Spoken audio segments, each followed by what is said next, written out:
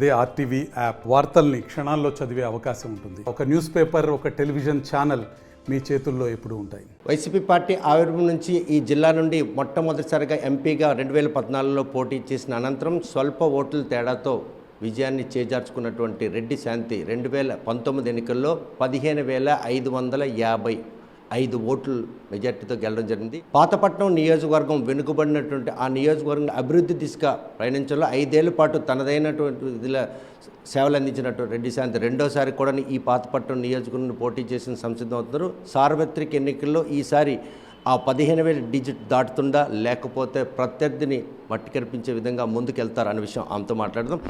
చూస్తే కనుక ప్రస్తుతం మాత్రం పాతపట్నం నియోజకవర్గం రెడ్డి శాంతి ఆమె అడ్డా అని భావించవచ్చా? తప్పకుండా ఇది వైఎస్ఆర్ అడ్డా, ఇది జగనన్నకు దీవించినటువంటి పాతపట్నం. సో తప్పకుండా ఈ రానున్న ఎన్నికల్లో మరి గౌరవ ముఖ్యమంత్రి జగన్మోహన్ రెడ్డి గారి పరిపాలనలో గత 57-58 నెలలుగా చూస్తే ఎక్కడ కూడా ఒక రూపాయి లంచం లేకుండా, అవినీతి లేకుండా మరి ప్రతి ఒక్కరికి, ముఖ్యంగా 90,000 హౌస్ హోల్డ్స్ ఉండేటటువంటి 5 మండలాల్లో మరి గడప గడపలో గుర్తించినటువంటి డీటెయిల్స్ డేటా ప్రకారంగా 96% పీపుల్కి, అంటే ప్రజలకి డైరెక్ట్గా బెనిఫిషరీస్కి సంక్షేమ పథకాలు అందాయి. ఇంతలా సంక్షేమ పథకాలు అమలు చేసినప్పటికి కూడాను ఈరోజు వైసీపీ రహిత ఆంధ్రప్రదేశ్ కోసం ప్రత్యర్థి పార్టీలు ఈరోజు పొత్తులతో జగన్పై మూకుమ్మడి దాడి చేస్తున్నాయి. ఆ ఎఫెక్ట్ నియోజకవర్గాలను పడే అవకాశం ఉంది. మన పాతపట్నం నియోజకవర్గంకి వచ్చేసరికి మరి పొత్తులంటే అవన్నీ కేవలం జిత్తులే, అందులో ఏమి కూడా సబ్జెక్ట్ లేదు.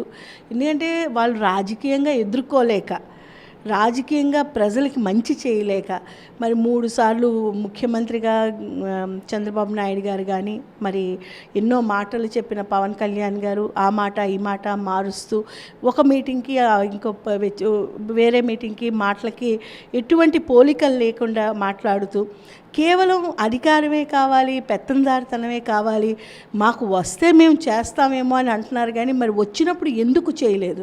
చేయకుండా మరి ఇప్పుడు జగనన్న గత ఏం చెప్పారో చెప్పిన దానికన్నా నాయకుడు చెప్పిందే చేయడం ఒక రాజకీయంలో తాలూకా లక్ష్యం. కానీ గౌరవ ముఖ్యమంత్రి జగన్మోహన్ రెడ్డి గారు పాదయాత్రలో చెప్పినవి 100% చేస్తూ చెప్పను కూడా ఎన్నో విధాలుగా ఈరోజు ప్రజలకి మరి ఒక మధ్యవర్తిత్వం లేకుండా, మధ్యన ఎక్కడ కూడా ఒక రూపాయి అవినీతి లేకుండా, జవాబుదారితనంతో, ఒక అకౌంటబిలిటీతో ఈరోజు ప్రజలకి ఈ సంక్షేమ పథకాలు అందించినందుకు తప్పకుండా ప్రతి ఒక్కరు కూడా చాలా సంతోషంగా ఉన్నారు. ఈ సంతోషం నేపథ్యంలో సార్వత్రిక ఎన్నికలు సమీపిస్తుంది. 5 ఏళ్ళలో పాతపట్నం అంటే వంశధార నిర్వాసితులు ముందుగా గుర్తొస్తుంటారు. వారి సమస్యలన్నీ పరిష్కారం అయ్యే మీ హయాంలో? తప్పకుండా పూర్తిగా మేము పరిష్కరించాం. ఇప్పుడు 216,71,00,000 ఒక రూపాయి కూడా అవినీతి లేకుండా వాళ్ళ అకౌంట్స్లోకి 12,000 పైన కుటుంబాలకు భూములకని, మరి ప్యాకేజెస్ కానీ, వాళ్ళకి అందించవలసిన ఈ యూత్ ప్యాకేజెస్ తీసుకున్న ప్రతి ఒక్కరికి కూడా ఈ 216 కోట్లు డబ్బులు వాళ్ళకి ఇవ్వడమే కాకుండా మరి సామాన్య ప్రజా జీవితంలో ఉండేటటువంటి సంక్షేమ పథకాలు కూడా వాళ్ళకి సంపూర్ణంగా అందిస్తూ ఎక్కడ వివక్ష పక్షపాతం లేకుండా జరుగుతుంది జగనన్న పరిపాలన. మరి ముఖ్యంగా పాతపట్నం నియోజకవర్గం వచ్చేసరికి అత్యంత వెనుకబడినటువంటి పాతపట్నం నియోజకవర్గంలో ఈరోజు ప్రతి ఒక్కరి దగ్గర ప్రతి ఒక్క సేవింగ్ అకౌంట్స్ ఉన్నాయి. ప్రతి ఒక్క సెల్ఫ్ హెల్ప్ గ్రూప్స్, మహిళల తాలూకా అభ్యున్నతి చాలా బాగుంది, ముందుకు వెళ్తుంది. ప్రతి ఒక్క మహిళ ఈరోజు వ్యాపారవేత్తగా చేయొతని ఆసరా ద్వారా ముందుకు వెళ్తున్నారు. ఈరోజు పిల్లలు చాలా బాగా చదువుకుంటున్నారు, స్కూల్స్ బాగా డెవలప్ అయ్యాయి. ఆరోగ్య పనులు చూసినా కూడా ప్రతి ఒక్కరికి బీపీలు, షుగర్లు, నిత్య జీవితంలో వచ్చేటటువంటి ఆరోగ్య సమస్యలు చాలా మహిళలకు కూడా చాలా ఉంటాయి. ఈరోజు ఏ గవర్నమెంట్ హాస్పిటల్కి వెళ్ళి చూసినా 2 గైనకాలజిస్టులు ప్రతిరోజు కూడా అక్కడే డెలివరీస్. ఈరోజు సంక్షేమంతో పాటు ఆరోగ్యానికి కూడా అదెక్కి ప్రాధాన్యత ఇస్తున్నటువంటి ముఖ్యమంత్రి చేస్తున్నటువంటి ఈ పాలనలో 2024 పాతపట్నం నియోజకవర్గం అంటే భౌగోళికంగా కూడా ఒడిశా కనెక్టివిటీ ఉంటుంది. ఆ ఓట్లే కీలకం గెలుపు గుర్రానికి, అవునా? అంటే ఇప్పుడు ఈ వచ్చే ఎన్నికల్లో, ఈ రానున్న ఎన్నికల్లో 40 రోజులు 50 రోజుల్లో రానున్న ఎన్నికల్లో మాత్రం పాతపట్నం నియోజకవర్గంలో ప్రతి ఒక్క కుటుంబం, ప్రతి ఒక్క ఆడబిడ్డ, ప్రతి ఒక్క విద్యార్థి, రైతులు చాలా చాలా సంతోషంగా ఉన్నారు. మరి ఒరిస్సా బార్డర్ ఓటు, వంశధార నిర్వాసిత ఓటు అని కాదు, ఇక్కడ ప్రతి ఒక్క ఓటు కూడా జగనన్న నోటికే పడుతుంది. జగనన్న తాలూకా అభివృద్ధికే వేస్తారు, జగనన్న తాలూకా సంక్షేమానికే వేస్తారు, జగనన్నకి నీతివంతమైన ధర్మమైన పాలనకి వేస్తారు. అసలు అవతల ప్రతిపక్షంలో మాకు క్యాండిడేటే లేరు. అటువంటి పరిస్థితులు నెలకొన్న నేపథ్యంలో 2019లో 15,555 ఓట్ల మెజార్టీ డబుల్ అవుతుందా, లేకపోతే ఇంకా డిజిట్ ఏమైనా మారావు? తప్పకుండా నేనైతే చాలా ఎక్కువగా మెజార్టీ మేమంతా ఎక్స్పెక్ట్ చేస్తున్నాం.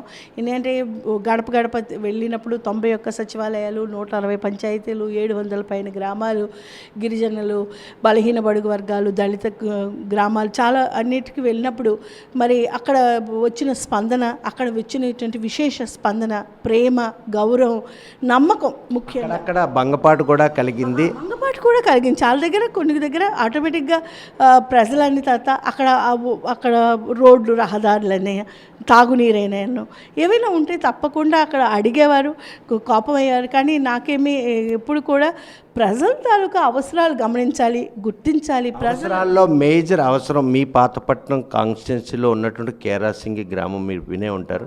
ఈ 5 ఏళ్ళలో ఎప్పుడైనా విలేజ్ వెళ్ళారు? ఎన్నోసార్లు వెళ్ళాను. ఇప్పుడు కేరాసింగ్ గోడకి మరి అక్కడ ఉండేటువంటి పెద్ద కేదారి, అక్కడ ఉండేటువంటి ఆ 4-5 హడ్డివాడ వాటన్నిటికీ 6,50,00,000 పెట్టి రోడ్లు మొత్తం చందనగిరి, అతిపెద్ద శిఖరమైనటువంటి ఈ ఉత్తరాంధ్రలో చందనగిరి, ఎవరు కూడా ఏ ఎమ్మెల్యే కూడా ఇంతవరకు వెళ్ళలేదు.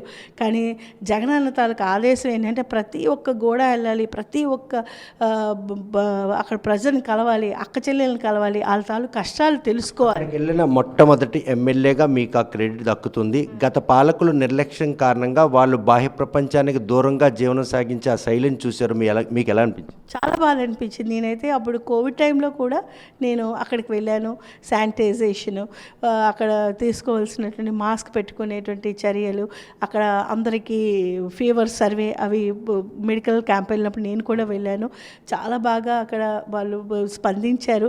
మరి అక్కడ రోడ్డు కూడా ఇప్పుడు అయిపోయింది. ఇప్పుడు మీరు అక్కడికి వెళ్తే అంతో ఆహ్లాదకరమైనటువంటి స్థలంలాగా అనిపిస్తుంది. అది కేవలం మన ప్రభుత్వం, ఆంధ్రప్రదేశ్ గవర్నమెంట్, జగనన్న ఏంటంటే ప్రజల తాలూకా శ్రేయస్సు కోరి వాళ్ళకి మనం కట్టుబడి ఉన్నాం అంతే. వెళ్ళినప్పుడు కోపంగా వెళ్ళి అడిగినప్పుడు అది మనసు తీసుకొని దానికి తగినట్టు ఆ ఇబ్బందులు పరిష్కరించాలి. కానీ అవి మనసులో పెట్టుకొని బాధ పెట్టి, అది రాజకీయ వ్యవస్థ కాదు, అది రాజకీయ నాయకుల తాలూకా లక్షణాలు కాదు. 2024 ఎన్నికల్లో వైనాట్ 175 అన్నటువంటి నినాదంతో ముందుకెళ్ళిన ముఖ్యమంత్రి 175వ స్థానంలో పాతపట్నం ఈరోజు మొదటి విజయం సాధించేందుకు ఏ అంశం దోహదపడు? తప్పకుండా పాతపట్నం నియోజకవర్గంలో హయ్యెస్ట్ మెజార్టీ వస్తుంది. ఎందుకు అంటే ఎక్కువగా సంక్షేమ పథకాలు అందినటువంటి నియోజకవర్గం.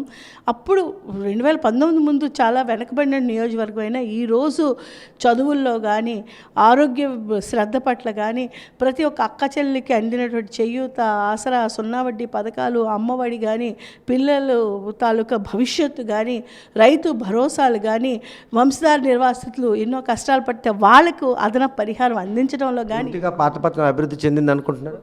అంటే చాలా your satisfied with my satisfaction. I am a constant learner, I am a student, learning student. ప్రజల తాలూకు సమస్యలను పూర్తిగా అవగాహన చేసుకొని ప్రతిదీ సమస్య పరిష్కరించే విధంగా నేను జగనన్న గారి ఆదేశంతో పనిచేసినటువంటి సేవకురాలని. సో నేనైతే చాలా వరకు మంచి చేశాను, ప్రజలకు అనుగుణంగా పాలన చేశాను. జగనన్న ఆదేశంతో ఆ కార్యక్రమాలు మరి ఎక్కడ కూడా అవినీతి లేకుండా నీతివంతమైనటువంటి పాలన అందించాను. అయినప్పుడు కూడా మీ నాయకత్వాన్ని మీ సెకండ్ క్యాడర్ నాన్ లోకల్ ఒక స్లోగన్తో చాలా మట్టుగా అడ్డుకునే ప్రయత్నం చేశారు. ఆ అడిల్స్ పూర్తిగా ఈ మధ్యన తొలగిపోయే పరిస్థితి. మీరే అభ్యర్థి 2024 ఒక ప్రకటన వారికి వచ్చిందేమో. ఈ మధ్యన వార్తాలు ఆందోళన కూడా సర్దుమణిగాయి. అంటే మీ గెలుపుకి ఇంకేమీ ఆటంకాలు లేవా? గెలుపుకి ఆటంకం ఏది ఉండదండి. ఎందుకంటే ప్రజలతో మమేకమై ప్రజల కోసం పనిచేసినటువంటి వైఎస్ఆర్సీపీ పార్టీ ప్రజల సంక్షేమమే ధ్యేయంగా చేసినటువంటి ఇది. అలాగే గడప గడపకు వెళ్ళినప్పుడు చూపించిన అభిమానం నాకైతే 100% ప్రజలు వైఎస్ఆర్సీపీ పార్టీతో ఉన్నారు, 100% జగనన్న తాలూకా నీతివంతమైన పరిపాలనతో ఉన్నారు, 100% రెడ్డి శాంతి పర్సంటేజ్ ఎంత అంటే నేనైతే 100% నేను జగనన్న పరిపాలనలో ప్రజలతోనే ఉన్నాను. కాబట్టి నేనైతే ఆ 100% నేను చాలా ఆత్మవిశ్వాసంతో ఉన్నాను.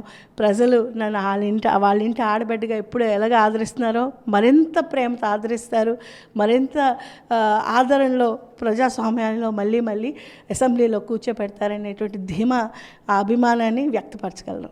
చూస్తే కనుక 2019 ఎన్నికల్లో ఈ నియోజకవర్గంలోనే అత్యధికమైనటువంటి మెజారిటీతో గెలిచిన ఎమ్మెల్యేగా రెడ్డి శాంతి తనదైన శైలిలో ఆ గెలుపును వరించారు. 2024 కూడాను ఆ ఏదైతే మెజార్టీ ఉందో దానికి డబుల్ మెజార్టీ ఇచ్చి 170 స్థానాల్లో 75వ స్థానంలోనంటే లాస్ట్ స్థానంలోనే పాతపట్నం నియోజకవర్గం ఈసారి తొలి విజయం సాధించి అసెంబ్లీలో రెండోసారి అడుగు పెట్టేందుకు తనకు అన్ని లైన్లు క్లియర్గా ఉన్నాయి. ఈరోజు ప్రజలంతా కూడా ఈ మునుపెన్నడూ జరిగినటువంటి అభివృద్ధి పాతపట్నం నియోజకవర్గంలో జరిగింది అన్నటువంటి సంతృప్తి వ్యక్తం చేస్తున్న ఆమె ఎట్టి పరిస్థితుల్లో 2024లో గెలిచి అసెంబ్లీలో అడుగు పెడతానని మాత్రం స్పష్టం చేస్తున్నారు. వీడియో జర్నలిస్ట్ రామకృష్ణతో సత్యం, RTV శ్రీకాకుళం. మరిన్ని వీడియోస్ కోసం ఛానల్ ని సబ్స్క్రైబ్ చేయండి, లేటెస్ట్ అప్డేట్స్ కోసం వాట్సాప్ ఛానల్ ని ఫాలో చేయండి అండ్ లింక్ డిస్క్రిప్షన్ లో ఉంది.